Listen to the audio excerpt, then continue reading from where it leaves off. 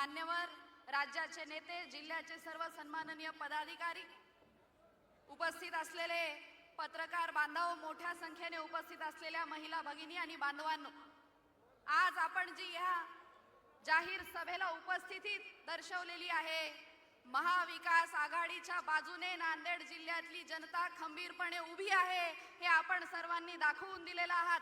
माझं आपल्या सर्वांना निवेदन आहे, उद्याच्या 20 तारखेला आपण सर्वांनी महाविकास आघाडीच्या 9 उमेदवारांच्या मागे आणि नांदेड लोकसभेचे हे सर्व नेत्यांच्या माध्यमातून आपल्याला करायचं आहे। आज आपल्या धर्माबादच्या, उमरीच्या, नायगावमध्ये, तिन्ही शहरांमध्ये आपल्याला चांगल्या पद्धतीचे अद्ययावत रुग्णालयांची सोय पाहिजे, रस्त्यांचे विकासाचे प्रश्न आहेत, दळणवळणाचे प्रश्न आहेत।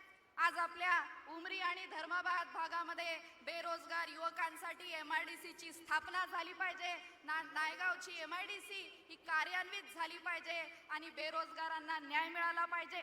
आज शेतकऱ्यांचे प्रश्न आहेत, आमच्या नायगाव विधानसभेमध्ये गोदाकाठच्या सर्व शेतकऱ्यांना विशेष आर्थिक पॅकेज मिळालं पाहिजे आणि काँग्रेस आणि महाविकास आघाडीच्या माध्यमातून हे काम होणार हा विश्वास आमच्या मनामध्ये आहे। महिला सक्षमीकरणाच्या माध्यमातून, शेतकऱ्यांसाठी काम करण्याच्या माध्यमातून येणाऱ्या काळात हे सर्व प्रश्न आम्ही सोडवण्यासाठी कटिबद्ध आहोत हे आपल्याला या ठिकाणी आवर्जून सांगते। विरोधी उमेदवार आज आमच्यावर टीका करतात, अरे तुम्हाला राज्यघटना समजली नाही, ज्या राज्यघटना बदलण्यासाठी तुमचा भारतीय जनता पक्ष निघालेला आहे, तुम्ही ते राज्यघटनेला समजून घेतलं नाही म्हणून तुम्ही मला बाहेरची उमेदवार म्हणत असाल।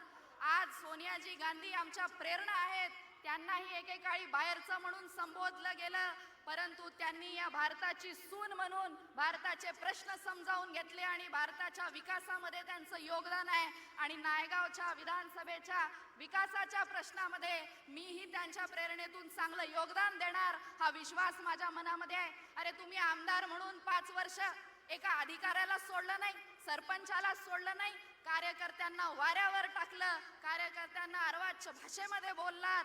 आज काँग्रेस, शिवसेना, राष्ट्रवादीचा कार्यकर्ता पेटून उठलेला आहे आणि तुमच्याच भारतीय जनता पक्षाचा कार्यकर्ता सुद्धा आमच्या पाठीशी आहे। ही नायगाव विधानसभेची परिस्थिती आहे आणि म्हणून तुम्ही आमच्यावर टीका करण्याची आवश्यकता नाही। तुम्ही जो भ्रष्टाचार 5 वर्ष केलेला आहे, सरपंचाला समोर उभा करून तुम्ही त्या ठिकाणी तुमची टक्केवारी वसूल केलेली आहे, कुठलाही सरपंच, कुठलाही कार्यकर्ता तुम्हाला सोडणार नाही हा मिनल खदगावकरचा शब्द आहे।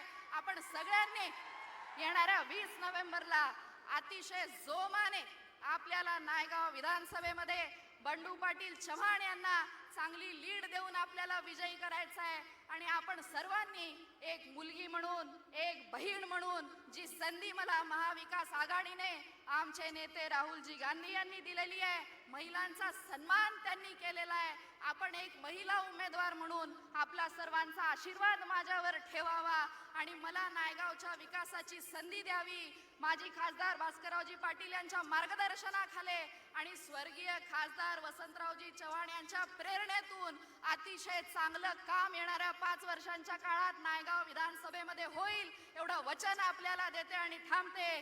जय हिंद, जय महाराष्ट्र, जय काँग्रेस, जय महाविकास आघाडी।